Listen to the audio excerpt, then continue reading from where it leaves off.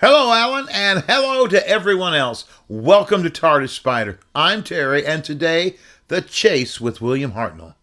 Let's look at this six-part story from 1965. And don't forget, our next video will be from Doctor Who Day at the Foley Public Library.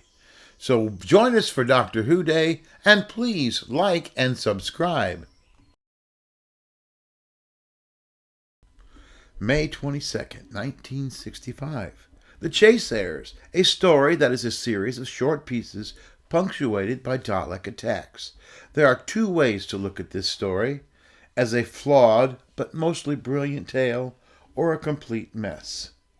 Here's the key to The Chase. The Daleks are threatening Doctor Who, and the Doctor must find a way to stop them.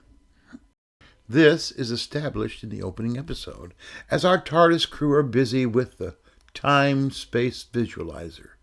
So our story opens with the TARDIS crew watching TV, not having an adventure. This establishes the question: if the TARDIS crew can watch the universe on television, why venture out into danger? The time-space visualizer converts the TARDIS crew into us, the television viewer. So the first 10 minutes are not just as they seem, but rather a challenge to the structure of the show. The TARDIS crew is sitting around watching television while the Daleks are adventuring in time and space. Upon arriving on Iridius, the TARDIS crew head out to sunbathe. Well, Ian and Vicky wander, and Barbara and the Doctor sunbathe. It's not until they see the Daleks on the time-space visualizer that the Doctor will point out that the Daleks must already be on Iridius, as the visualizer only sees the past. We will learn in the second episode that the entire story is a chase through time. The second episode is a story of the desert planet, Iridius, where the Iridians are helpless against the Mire Beast. Escaping both the Mire Beast and the Daleks, we quickly jump into the next story. The TARDIS lands on the viewing platform of the Empire State Building in a sequence that is slow, not funny, and really pointless. We will meet Morton Dill, who is from Alabama. Vicky will point out that New York has been destroyed in her lifetime, and Morton Dill will assume that the Doctor and his pursuers, the Daleks, are in a moving picture. A comment about the Dalek ship.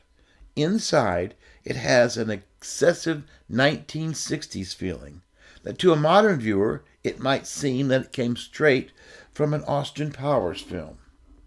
There are spirally things swirling around in psychedelic patterns.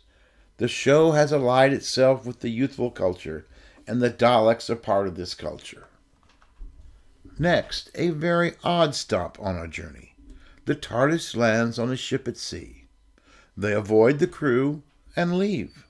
The Daleks arrive, and seconds later, everyone is so terrified they jump overboard, committing suicide in what should be a strongly intense moment.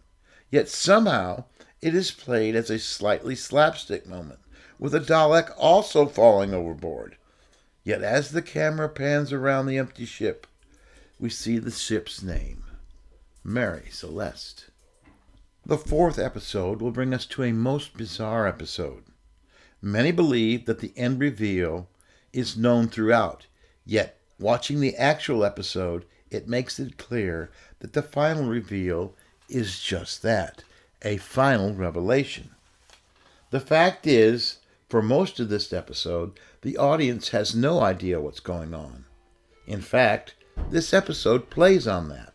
So when the Doctor suggests that we are inside our unconscious, and that's how and why Dracula and Frankenstein can attack them, it seems plausible.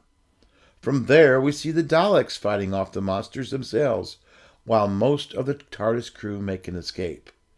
From here, the camera pans to the sign, and we learn the truth. Yet the drama is cranked up, as the TARDIS crew believe that Vicky was left behind. Yet the audience knows that she has slipped into the Dalek ship. The Daleks are occupied with the robot double of the Doctor, played by Edmund Warwick, and they do not notice that Vicky is in the ship. The robot is the story's cliffhanger, leading us to the death of Doctor Who. Episode 5 takes place in the jungles of Mechanus, a weird alien world. With a typical run around the jungle with the TARDIS crew and robot doctor, it comes to the moment where Ian will fight the robot, getting it wrong and fighting the doctor instead. Now, an important moment in the narrative, as the robot encourages Ian to bash the doctor over the head with the rock. Barbara will realize the truth, stopping Ian, and the doctor will turn onto the robot, stopping it. After a year and a half with the doctor, Barbara can see who the real doctor is, knowing how much he has changed in their company. The cliffhanger is simple. A new alien appears, the Mechanoids. The Mechanoids are flame-throwing globes on wheels, and we can see that they want them to be the next major thing because they are introduced as the cliffhangers. Yet we soon realize, as a design, the Mechanoids are rubbish. The episode opens with the TARDIS crew and a Mechanoid crammed into an elevator, only to step out and gasp at the size of the city. We then get a scene of two Mechanoids talking to each other in unintellectual bleeps and bloops. After a quick meet-up with Stephen Taylor, a maroon space pilot who has only a stuffed bear for company, we have a burst of action. The Daleks will attack, the Doctor will set off his bomb, and the city is set afire. Ian, Barbara, and the Doctor have to blindfold a terrified Vicky to escape to safety. Meanwhile, in the city above, the Daleks and Mechanoids battle to the end. In the end, our heroes will leave the city and the battle behind. They will return to the TARDIS, joking along the way, before Barbara and Ian realize they can use the Dalek time machine to return home. One can wonder at their excitement. Now, when just a few hours back in their timeline, at the Empire State Building, they could have left in their own time and did not. The departure of Barbara and Ian is a brilliant scene to end this story. And as soon as Barbara and Ian realize they can go home, the Doctor is upset and shows it with a fit of childish anger. We are watching the end of a 6-episode run with a great TARDIS crew. Barbara flatters the Doctor openly and honestly on how much the traveling has meant to them, yet they want to go home. And there's Ian. Ian is a better person for his time on the TARDIS. He was always a good man, but the time with the Doctor gave him a chance to be great. And Vicky does what Susan could never do, stand up to the Doctor. And she tells him, let them go. There is no actual goodbye with Barbara and Ian. This is a good decision. We get something better, a montage of a happy Barbara and Ian in 1965 London, the completion of the story arc. As the episode closes, we see the Doctor watching them on the time-space visualizer, and the Doctor admits that he will miss them. He will miss others. Loss is a part of the story, yet the audience will miss Barbara and Ian, and the Doctor will miss them, but for a lot longer. So that was The Chase with William Hartnell. I hope this inspired you to watch the story.